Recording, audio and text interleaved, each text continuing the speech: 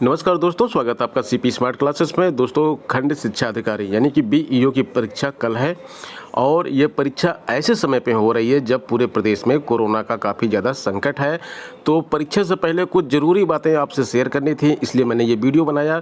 तो कौन सी ज़रूरी बातें हैं, कुछ प्रश्न भी आपके माइंड में आ रहे होंगे कि कितने प्रश्न जैसे कि हमको सॉल्व करना है एग्ज़ाम में, परीक्षा हाल में रणनीति हमको क्या अपनानी चाहिए, नेगेटिव मार्किंग का क्या फ़र्क पड़ेगा इस परीक्षा में, और कुछ लोगों को एग्ज़ाम फोबिया होता है, जो घबराहट होती है एग्ज़ाम के पहले, तो उसको कैसे दूर भगाएं। तो इन सब चीज़ों पर चर्चा करेंगे इस वीडियो में।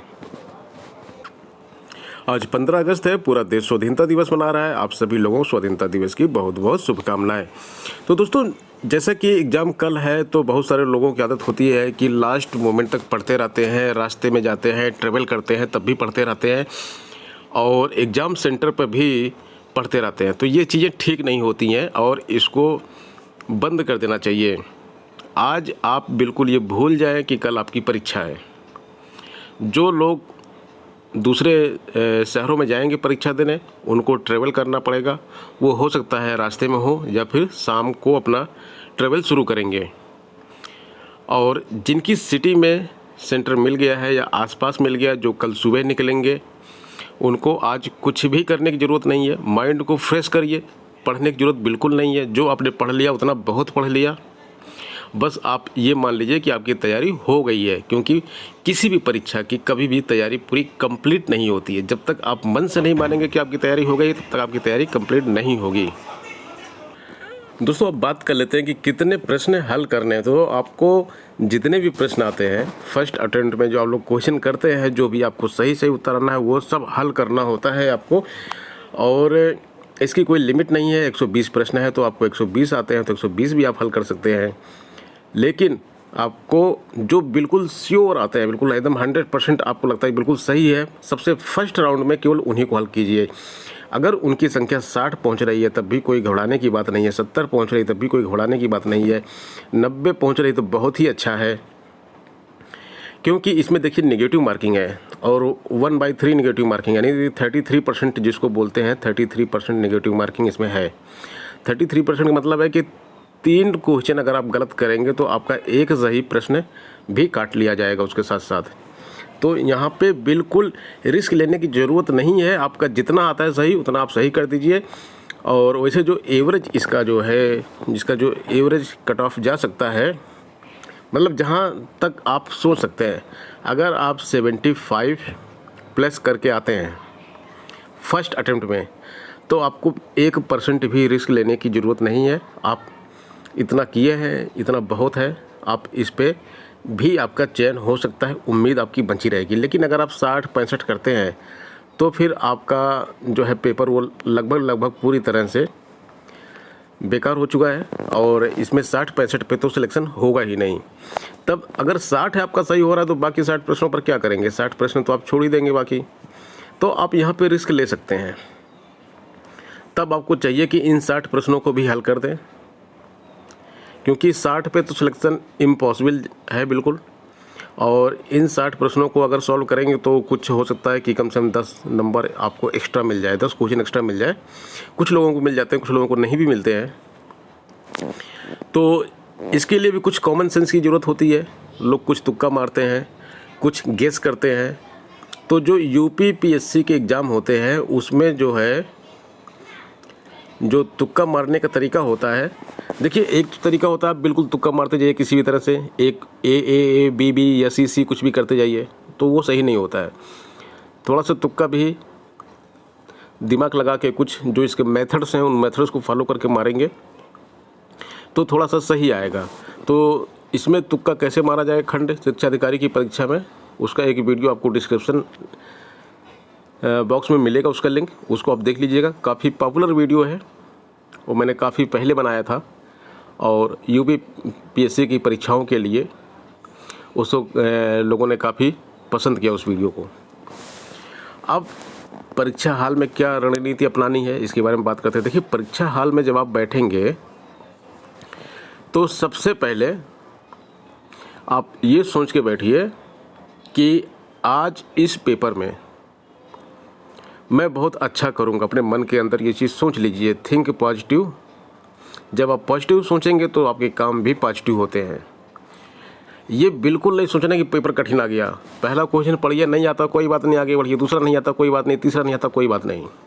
घबराना नहीं है। अगर आप यहाँ पे घबरा गए कि 3 प्रश्न अरे मुझे आ ही नहीं रहे, तो पेपर तो बहुत टफ आया, मैं कर ही नहीं पाऊँगा, तो ऐसा नहीं है।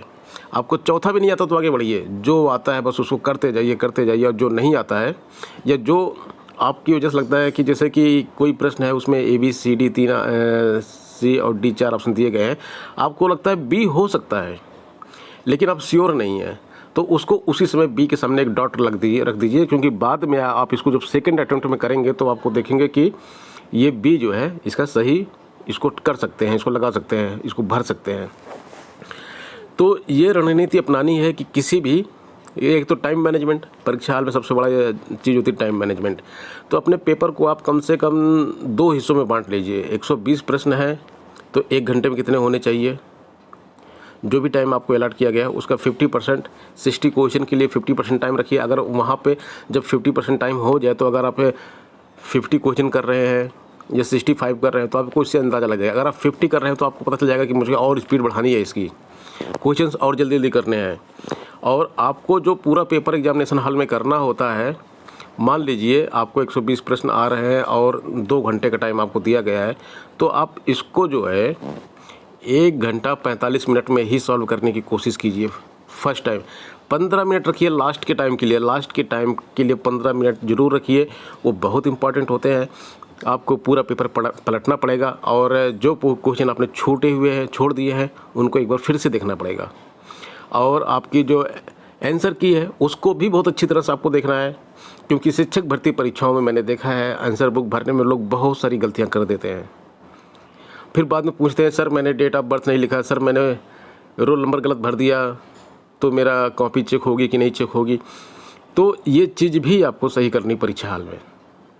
लास्ट के 15 मिनट उसमें आप रखिए, जिसमें ये सारी चीज़ आप चेक कर लीजिए अच्छी तरह से, निश्चिंत होकर निकलिए।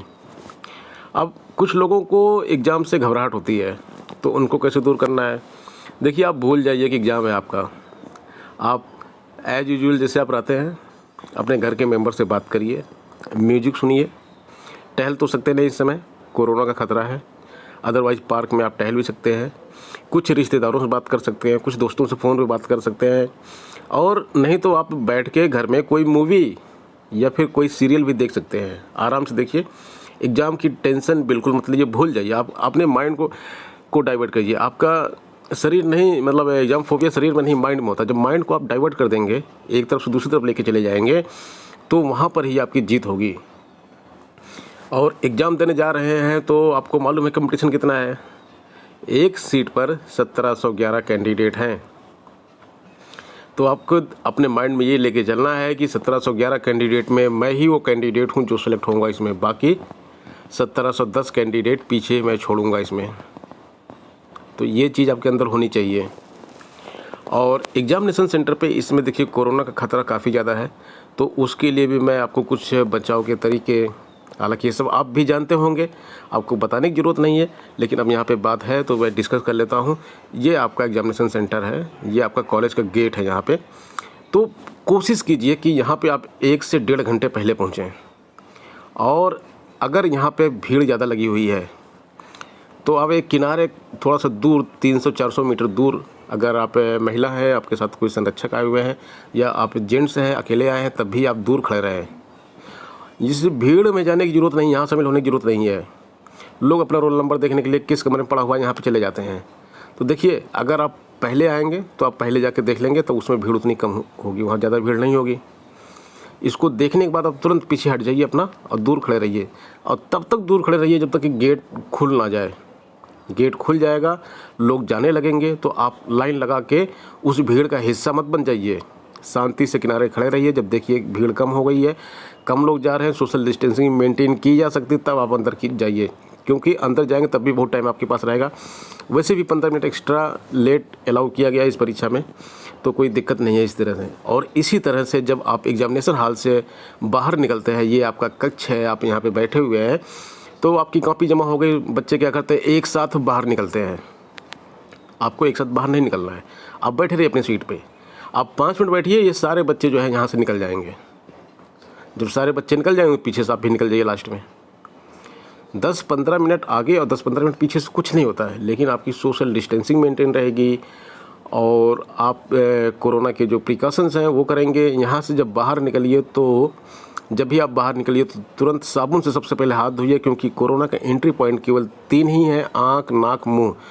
हाथ के रास्ते ही ये आँख, नाक, मुँह में जाते हैं। और अपनी उंगलियों को, अपने हाथों को अच्छी तरह से धोइए और घर जाकर स्नान कीजिए, क्योंकि बहुत ही ज़्यादा खतरा है और इस खतरे में आपकी परीक्षा हो रही है। तो खैर दोस्तों, ये थी कुछ बातें जो आपसे शेयर करनी थी। वीडियो कैसा लगा आप कमेंट बॉक्स में कमेंट कीजिएगा। कुछ और भी पूछना हो तो बताइएगा, और वीडियो पसंद आया हो तो इसको लाइक कर दीजिएगा और अपने मित्रों के साथ भी शेयर कर लीजिएगा, क्योंकि उनको भी कुछ जानकारी इस तरह की मिल सके। मिलते हैं दोस्तों नेक्स्ट वीडियो में एक नई अपडेट के साथ। धन्यवाद।